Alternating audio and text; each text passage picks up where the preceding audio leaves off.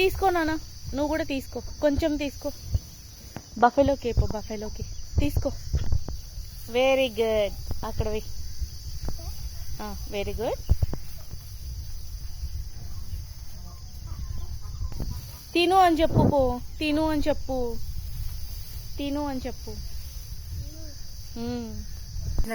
కింద పోసి కప్పెట్టినాడు మళ్ళీ